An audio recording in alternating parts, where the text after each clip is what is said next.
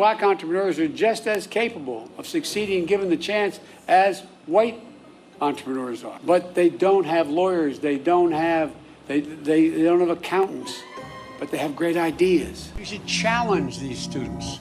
We should challenge students in these schools to have advanced placement programs in these schools. We have this notion that somehow if you're poor, you cannot do it. Poor kids are just as bright and just as talented as white kids. Wealthy kids, black kids, even call centers, which rushed overseas in the hundreds of thousands.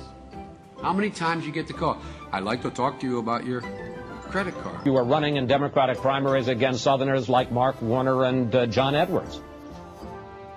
Better than anybody else. And you don't know my state. My state was a slave state. My state is a border state. My state is the 8th largest black population in the country. My state is anything from a northeast liberal state. When Detroit found out they didn't have, when all the exodus, they didn't have people when the city got back on its feet who could literally turn on the street lights, run the water system. So we hired some folks to go into the neighborhoods. They picked 58 women, it turns out, from the hood. You cannot go to a 7-Eleven or a Dunkin' Donuts unless you have a slight Indian accent. I'm not joking. When you turn on the stations, sit on one station for 2 hours. 2 to 3 out of 5 have mixed race couples in them. That's not by accident. They're selling soap, man. Not a joke.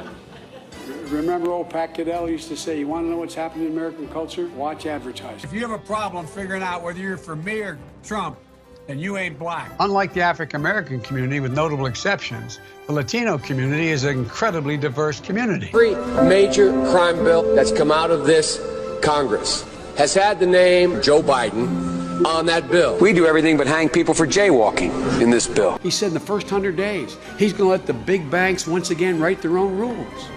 Unchain Wall Street. They're going to put you all back in chains. The blinders have been taken off. They've all of a sudden seen a hell of a lot clearer.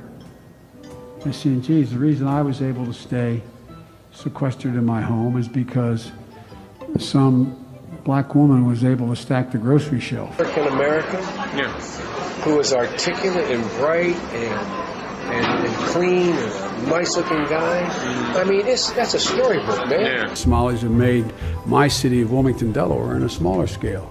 It's a large, very identifiable Somali community. I might add, if you ever come to the train station with me, you'll notice that I have great relationships with them because there's an awful lot of driving cabs.